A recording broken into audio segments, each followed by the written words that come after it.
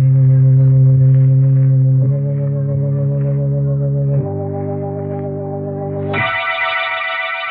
Tea and Lipton Soup presents Inner Sanctum Mysteries.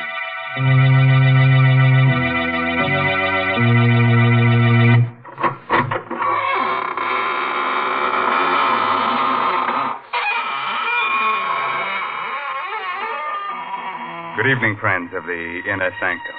This is your host, Raymond, the gay ghoul. Friends, would you like to fly through the air with the greatest of ease?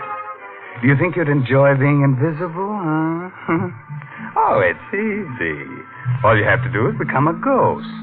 And to become a ghost, all you have to do is accentuate the ectoplasm and eliminate the protoplasm. Man! If that doesn't work, we'll introduce you to one of the characters on our show. He'll take care of you. And that's the truth. What awful people on this show. Wherever do you find them, Mr. Raymond? Well, it's simple. All you have to do is turn over a rock, and out they come crawling. And just suppose you were looking for decent people. How would you find them? Oh, well, now, Mary, you were the one who showed me how I just go snooping around houses, peering into windows, and I'd find all the nice people drinking Lipton tea. Oh, dear, there you go making fun again. You know, maybe if you drank Lipton tea, you wouldn't be such a bitter, unhappy person. Yes, there's something so warming and cheerful about Lipton. I guess that's why lots of folks drink it not only at mealtimes, but between meals, or whenever they get a chance to sit down and enjoy Lipton's famous brisk flavor. That word brisk, B-R-I-S-K, explains a lot when it comes to tea flavor. Brisk means that Lipton tea always tastes tangy and bracing. It's never flat or wishy-washy. That's right. You just don't know how good tea can be till you know how good Lipton's is. All right, Mary. As long as you're in the kitchen, you'd better sharpen up a couple of knives, as our main character tonight is going to use them. The story is called Song of the Slasher. It's an original radio play by Milton Lewis and stars Arnold Moss in the role of Detective Dan Miller. Are you ready? Then gather close and listen. If you find you're getting too many chills, then just sit in the fire. A thick, murky fog hangs like a damp veil over the waterfront. Streets are deserted. The buildings loom like tombstones in a cemetery. No living soul can be seen because people with sense stay behind locked doors. The slasher has murdered and mutilated his fifth victim in 8 days. In a drab, lonely little room, a young woman suddenly looks up when she hears a door close. Well, what's the matter? Can't you speak? Hey, you get away from me. Get back up. That knife. What are you doing with that knife? You're a slasher. Help! Help me, someone! It's the slasher! Help! Hello, police headquarters. Hello? It's the slasher. What are you talking about? He's here. 12 Dock Street. He's upstairs. Mr. Nell's apartment. I can hear her screaming now. He's with her. I go upward. I'm an old man. It's the slasher. He's killing her.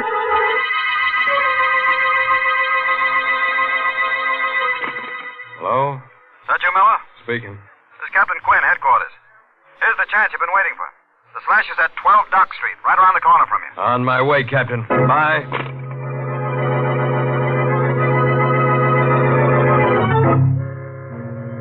And that's how it started. A detective is asked to do some queer things in the line of duty. I didn't mind moving down to the dump at the waterfront with my wife, if it would help catch the slasher. So when I got the call, I rushed out of my joint and beat it down to 12 Dock Street. Oh. Where is he? Where'd he go? He... Listen, I... Don't do that. I'll get you a doctor. And listen to me, sister. Donnell, her name is. Are they going to send an ambulance? Yeah, but it won't do her no good. You were too late. Did you see the guy who did it? I saw nobody. He can't be far. He was here a minute ago. I heard someone go out the back way. When? A minute ago. Listen. It's coming from that alley down there. Fog's so thick you can't see 2 feet ahead of you. The back way goes into the alley. Well, then it's him. The slasher.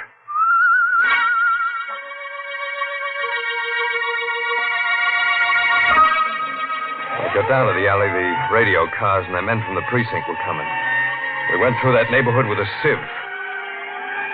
But we couldn't find the guy who whistled that queer tune.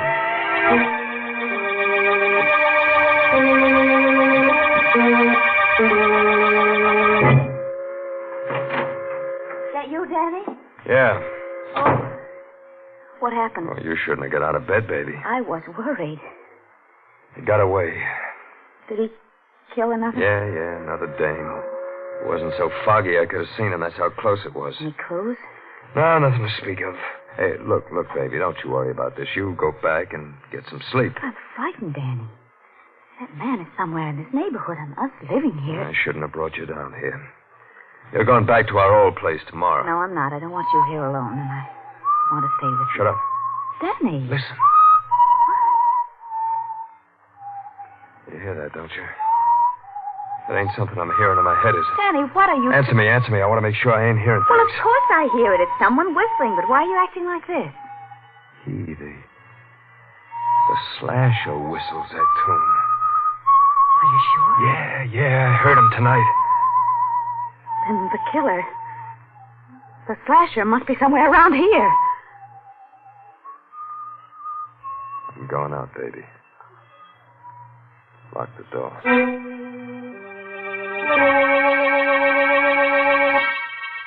The whistling was somewhere in the building. I listened. Where was it coming from? It was gone. I looked at my watch. 4:30 in the morning. I walked down the stairs listening for the whistle. I walked on my toes, listened at the other flats. I didn't hear a thing. I went down into the cellar. There was someone there, all right. Oh? Who's there? It was Sykes, the janitor. I came closer. Oh, it's you, Mr. Miller. Yeah, Mr. Sykes. Hey, what's the matter? You're shaking like you got a fever. You frightened me. Why? I thought you were the slasher. Yeah? He's around here, you know. He might be hiding in these shadows. He might be anywhere. Everybody's afraid of him.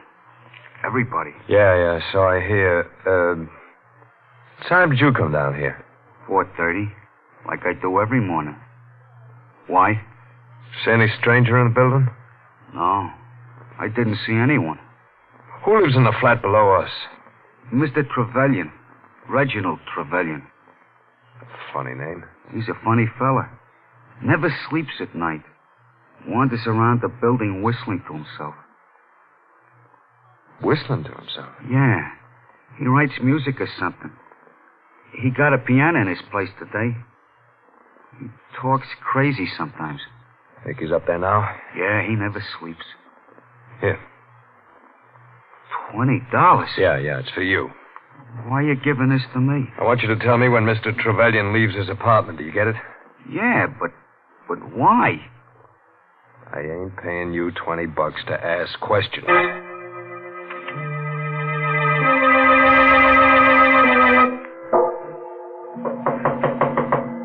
Who's there? Miller. Mr. Miller. Yes? What is it, Mr. Miller? My wife and I live upstairs. I know it's kind of late, but, can I come in here for a minute? Of course. Hope I'm not disturbing you. No, it's quite all right. You the people who moved in a few days ago? That's right. Glad to know you.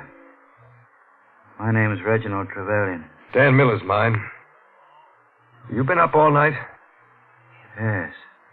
Why do you ask? Because maybe you can help me. Someone tried to break into our place at about 4:30 this morning. Really? Mr. Miller, You think your wife would be very annoyed if I play the piano now? No. No, I don't think so. She likes music. Does she? Seemed like a charming girl. I noticed her when you first moved in. You're very lucky to have such an attractive wife.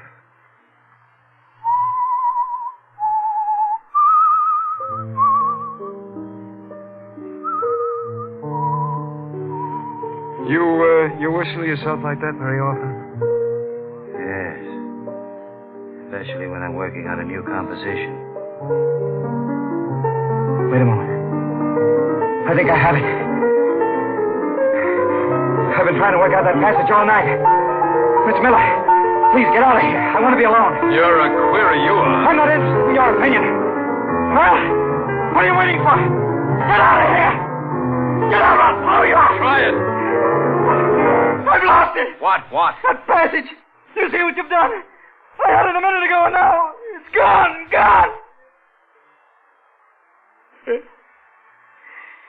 It's how it's been lately. I keep forgetting things. I'm sorry if I was rude to you. I didn't mean to be. Just a minute. Good night. Mr. Miller, is it really true what it says in the papers about the slasher? That he has the whole neighborhood trembling in terror? Yes. Lovely. Trembling for their miserable little lives. Worried about their dirty little souls. Shivering in fear in their ugly little rat holes. If I knew who the slasher was, I'd embrace him and give him every penny I have. Why? Because I hate them. Because they laugh at me. Because... Good night, Mr. Miller.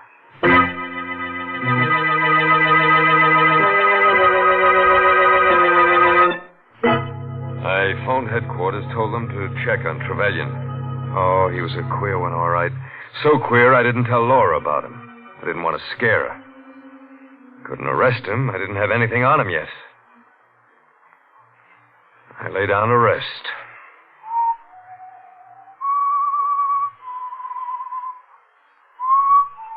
Maybe I heard it in my dream.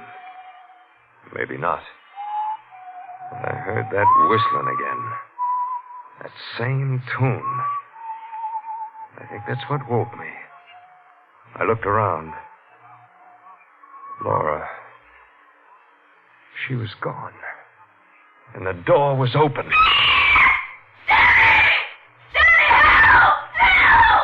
I rushed out. The hall was filled with thick fog. In the yellow light, I saw a crumpled heap on the floor. I recognized Laura's bathrobe.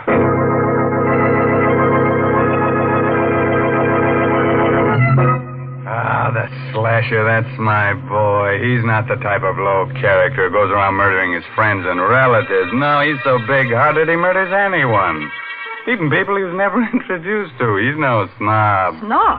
He's much worse than a snob. He's a lunatic. Oh, Mary, you're so unsympathetic. He's just lonely. He wants to get close to people with a knife. Well, if he's so lonely, then why does he go around cutting people?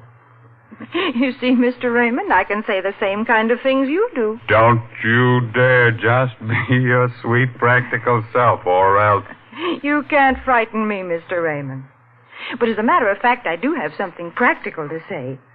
I'm going to suggest that all the folks who drink Lipton tea should buy the larger, more economical size packages.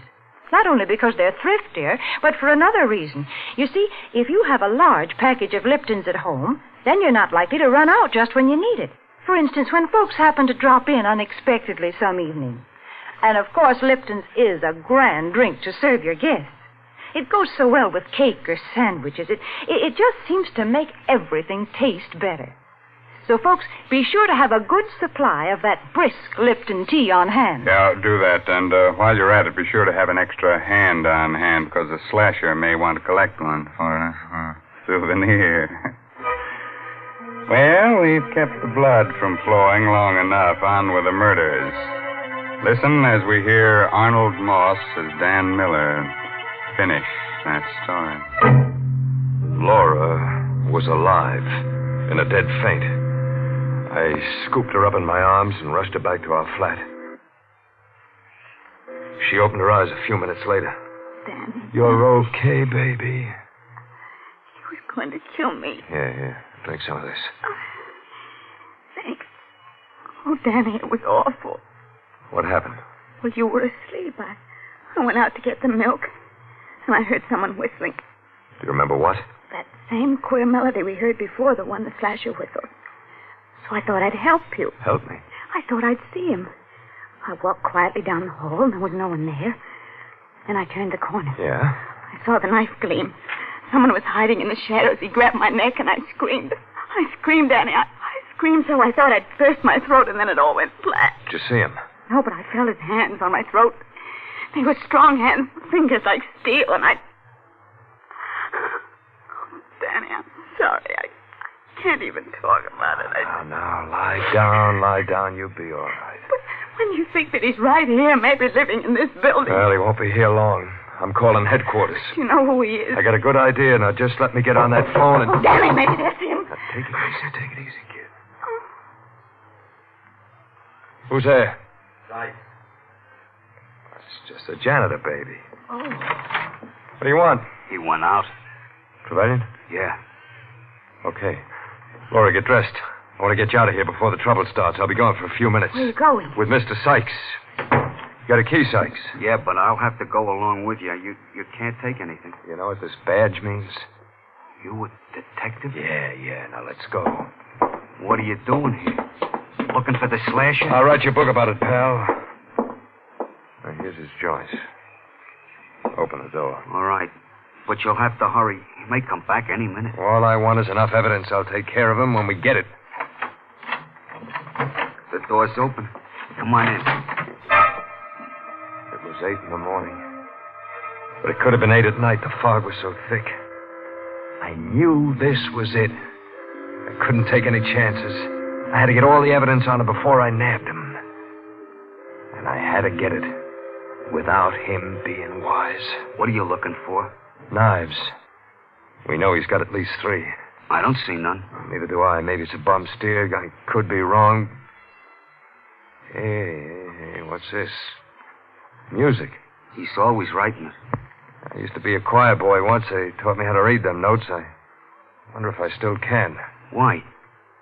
Because I think this may be a tune I'm looking for. Now, let me see.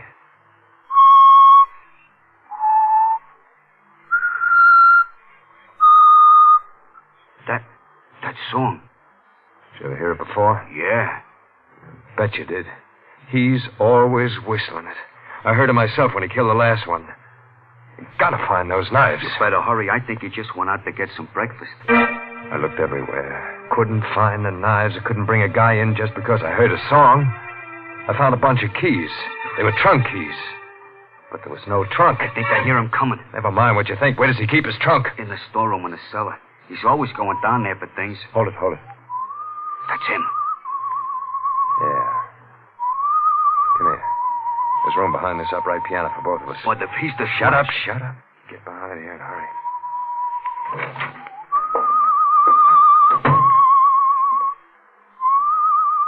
He sat down at the piano and played a queer arrangement of the same tune that led me to him. I reached for my gun just in case. Suddenly, I felt the sweat ooze out of me. It was sweat that felt like ice. I didn't have my gun. I remembered I took it off when I laid down to rest. It's all wrong. Why can't I get it right? He's going out again. Come on, Sykes. I told you to hurry before. I hear him going down those stairs. It's safe to go now. All right, Sykes. We're going to open that trunk in the store.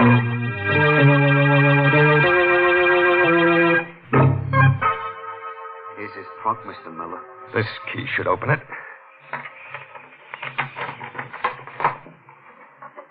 Are they the knives? Yeah. The knives. Look at them. covered with blood. Sykes, go to the police precinct. Tell them Miller sent you. Tell them to come over here with as many men as they can spare. All right. I took the knives and put them under my coat. Went up to my room.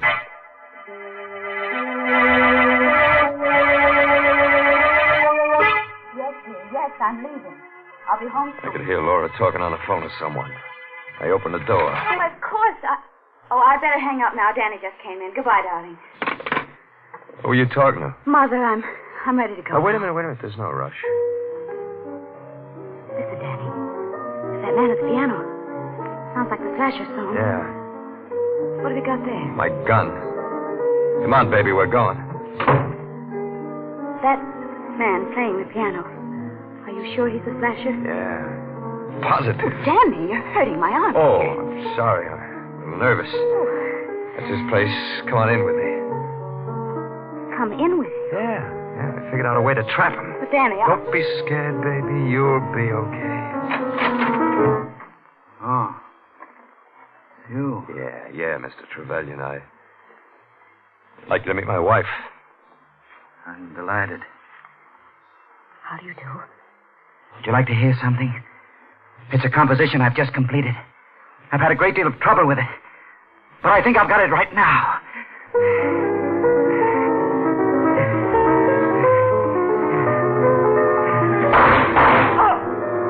You.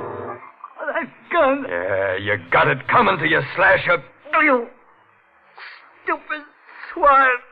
You idiot. Why did you give me a chance? My music. Not even written down.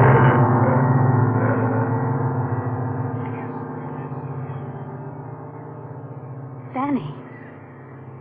You murdered him. Yeah, Why? you'll find out. What are you going to do with that knife? It's one of his knives.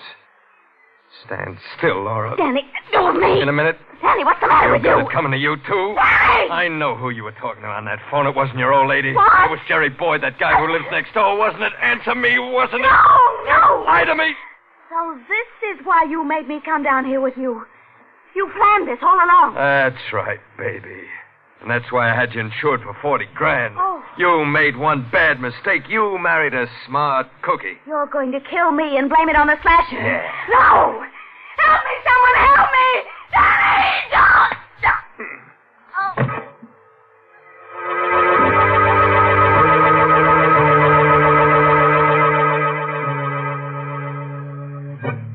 When it was over, I wiped the knife clean of fingerprints. And then I smeared Trevelyan's hand over the handle. I knew what to do. Made it look good, made it look perfect.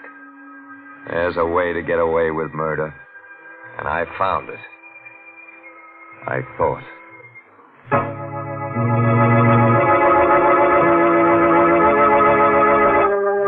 Go on with the report, Miller. Well, Captain Quinn, after I sent Sykes to the precinct, I went upstairs for my gun. My wife wasn't there, and got the gun, and I heard a scream. I rushed to his place. I opened the door. I saw Laura. For a second, I thought I'd pass out. Yeah? He grabbed a knife and come at me, and I shot him and killed him. Oh, Laura. She was insured for $40,000, wasn't she? Yeah. Well, what difference does that make now? A lot of difference, Miller. I want you to meet someone. Come in, Sykes. Yes, Captain. Did you hear Detective Miller's report clearly? Yes, sir. Was he telling the truth? No. He lied. What are you talking about? I didn't go to the police when you told me. I hid in the cellar. I saw you go upstairs. I saw you get your wife and go to Trevelyan's place. I listened at the door. I heard you shoot Trevelyan and then murder your wife. Captain, the man's insane. Yes, Miller. A homicidal maniac. I'll take away his coat. You see? He's handcuffed. I don't get it. He's the Slasher. He? It's impossible. I told you about that melody. Why, it's still on Trevelyan's piano. Trevelyan copied down that melody after he heard Sykes whistle it. Yeah. I whistled the whole thing for him. But the knives I found in Trevelyan's trunk. I put them there. I knew who you were. Sykes was trying to frame Trevelyan. He's made a complete confession, Miller. But how did you find out When that you asked us to check on Trevelyan, we discovered that he's quite a famous, if eccentric, composer. I checked up on the other people in the building at the same time. I found out that Sykes escaped from the State Institute for the Insane 2 years ago. He's confessed. Yeah. I'm the slasher. Why should Trevelyan become famous for what I'd done? You had a perfect crime all figured out, Miller. But you made one little mistake. You decided the wrong person was the slasher. Even a copper can't pull a perfect one, Miller.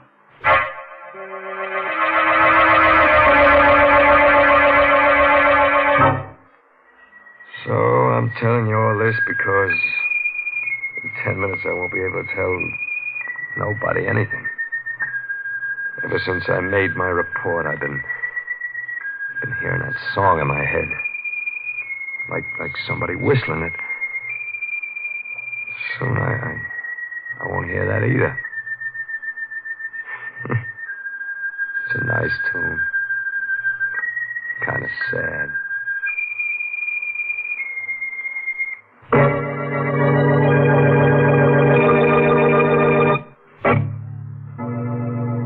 The moral for tonight's story is never quarrel with your wife. Avoid strife. If that doesn't work, get a carving knife. Now, there's the perfect formula for domestic bliss. Don't you think so, Mary? I do not. Oh, well, then I'll give you another one. You'll love this one. Beat her till she's black and blue. Break her arms and legs in two. Then tell her to brew a cup of Lipton tea for you. Oh, I give up. All I can hope is that folks don't pay any attention to all these peculiar things you say about Lipton. And I guess they don't. The proof is that more people drink Lipton tea than any other brand. But if any of you folks haven't tried Lipton's, then why don't you do so now before Mr. Raymond says a word more about it? Why not let that famous brisk flavor speak for itself?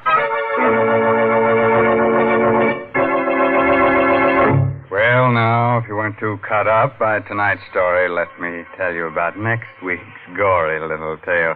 It's about a beautiful woman who holds your hand, tells you about the future. Of course, she's kind of pessimistic. She sees a man with a knife stuck in his throat, the girl waving gaily from the gallows. And listen to this. Our star will be the glamorous motion picture actress, Wendy Berry. Let's make it a date, huh?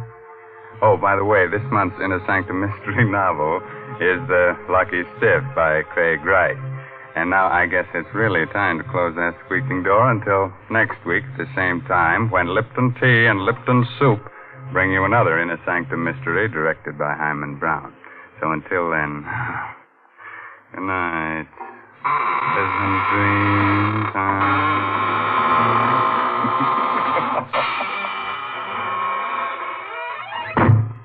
Folks, if you'd like to try a modern food with a real old-fashioned flavor, then try Lipton's Noodle Soup. You see, Lipton's comes in an envelope, and all you have to do is empty the contents into boiling water, and in no time at all, soup's on. And what a delicious, chickeny-tasting soup it is. It really tastes homemade, and it's brimming with golden, tender egg noodles. Lipton's is economical, too. It costs less and makes more than canned soups. So, folks, don't forget to try Lipton's Noodle Soup. And don't forget to tune in next Tuesday night for another Inner Sanctum Mystery. This is CBS, the Columbia Broadcasting System.